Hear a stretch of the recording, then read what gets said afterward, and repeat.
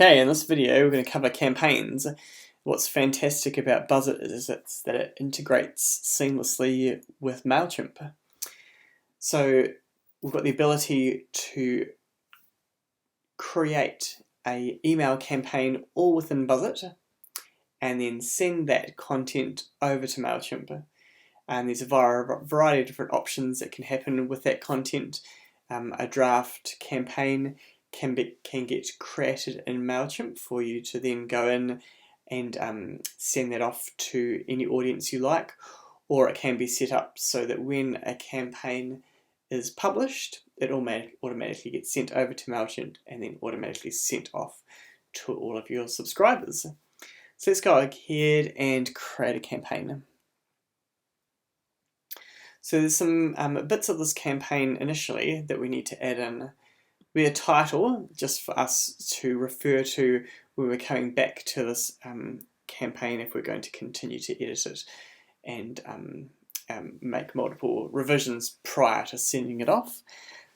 So I'll just call this example campaign. Email subject, please open and check this out. Preview text. So obviously this is what appears as the email subject in your email, but the preview text, most email clients enable you to just show a brief part of the email. Because this is going to be an HTML email, because it has images and all sorts of other types of content and layout, often mail clients have a hard time finding the beginning of the email. So you can, in here, type a little short synopsis which will get used as your preview text for the email. So in most email clients, it'll have the email subject followed by maybe half a paragraph of text. So you can pop that in here. I'm just going to grab a little bit of text and pop it in for now. And now the main section that we want to start dealing with is our content. So if I go ahead and choose text to begin with, we just have our normal text editor here that we have when we're creating articles. So you'll be familiar with this. And so in here we can craft a variety of different paragraph text and headings that can get used in our email campaign. And so it's a nice way for you to divide up your email campaign into sections. So we might use this one and just pop in a little sort of welcome message. Welcome. Pop that in there, maybe add another paragraph and make it a little bit bold. There we go. Cool. Then add another one. And this one we're going to have a little title. Title here, and I will center that. Enter, and then I'll put a little bit of text in here. Same thing again. And then I will add an image. Choose it from my library. Let's choose saxophone here. And I'll finish with a button. And I'm going to invite them to read this flipbook here. So by clicking on that, it automatically pops the URL and the link text. And I'm just going to preface it with read and hit add a link. Cool. And the featured image is for if it gets shared on social media. So I'm just going to use my saxophone player. Fantastic. Create draft.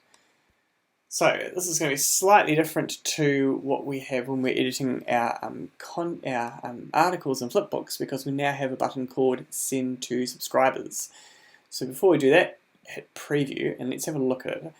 So obviously we start with our logo, which is included in all of the email campaigns. Then we have that first bit of text, followed by our next little hunk here, which was a title and a couple of paragraphs. We had our image, and then we finish off with a button. And that's what our HTML email will look like.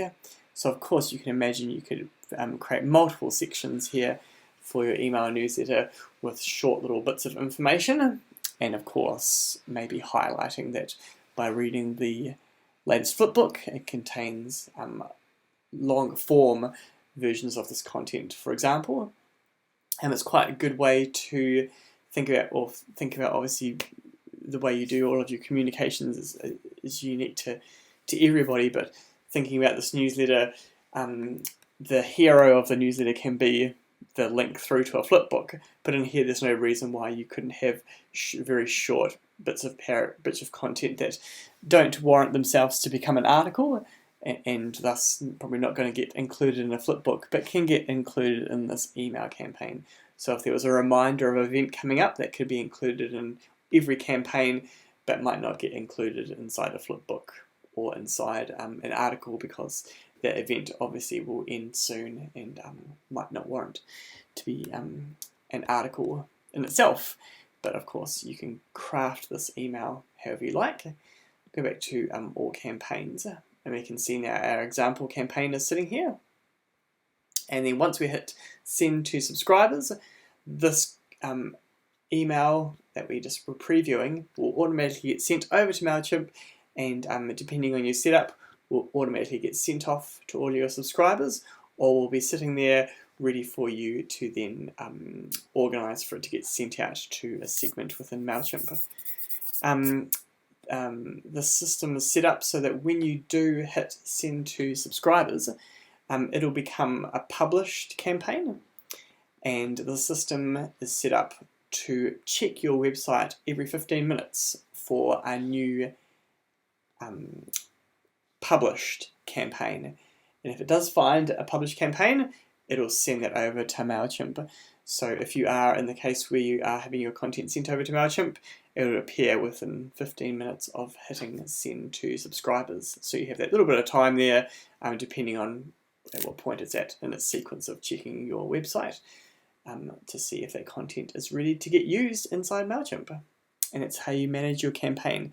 So it's just worth noting that you can continue to hit update, but once you do hit send to subscribers, you won't be able to edit this email anymore, because it will have already been sent over to MailChimp, or it will be on its way to being sent over to MailChimp, and it will be within there that you would want to continue to do any editing or potentially organise for where and who it should be sent to.